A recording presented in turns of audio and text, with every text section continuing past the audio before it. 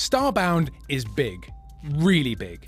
You just won't believe how vastly, hugely, mind-bogglingly big it is. And with a universe at your beck and call, where do you begin? Thankfully, Starbound starts off by tethering you to a single world as soon as you've named your character.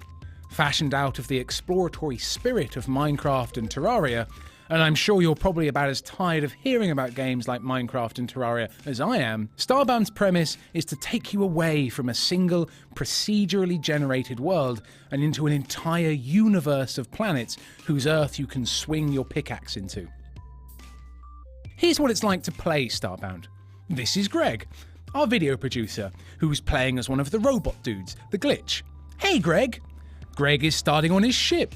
Greg is warping down to the planet to begin his voyage of discovery. Oh God, Greg! Greg! He's being chased by some kind of weird deer thing.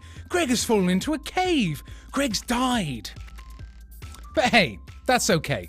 At the beginning, Starbound is less of an intergalactic space adventure and more of a huddling up to a campfire hoping you don't freeze to death simulator.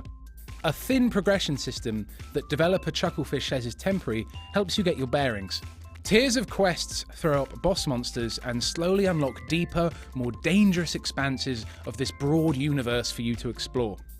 One day we're promised epic player versus player space wars, but right now Starbound is a game where you make your own fun. There are two main ways you can play at the moment, exploring and crafting. The two go hand in hand, really. Bits and bobs gained from rummaging around the cavernous innards of these planets become the ingredients for weapons and armour. In turn, that equipment allows you to explore more dangerous terrain for more valuable items to create even better weapons and so on and so on. If there's one unifying rule in Starbound, it's that most things want to kill you. Worlds are quite small, and many of the game's non-combat mechanics, such as farming, are still underdeveloped.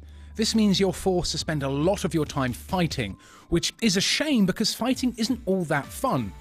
Combat is a routine charge of sword flailing and bullets, and death carries the harsh penalty of losing sizable chunks of income, forcing you into grinding through even more foes since fighting is also one of the main ways to make money. But these annoyances are offset by the delightful experience of venturing once more into the unknown. The very first time you spool up your ship's engines is a particularly special moment as you warp through the galaxy and look to conquer the first blip on a star map that you can't help but think you will one day rule. But sometimes things don't work out as expected. My first real destination in the universe was awful. A molten rock of fissures and furnaces. A lack of preparation was my error, and I became stranded on a limp planet of sad greys and fatal reds. I was quickly thrown into the air by what looked like an adorable rabbit thing that turned out to be evil and have telekinetic powers, and I then landed in a pit of lava and died horribly.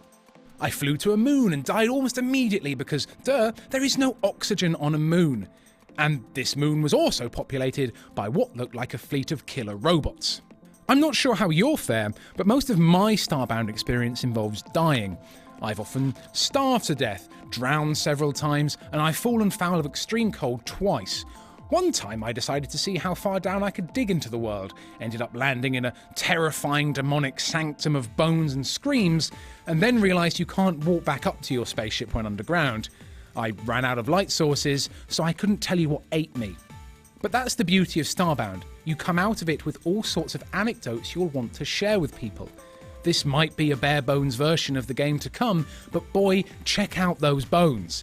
Even now, Starbound is an enticing journey of discovery that reminds you just how exciting it can be to stare at a sky full of stars.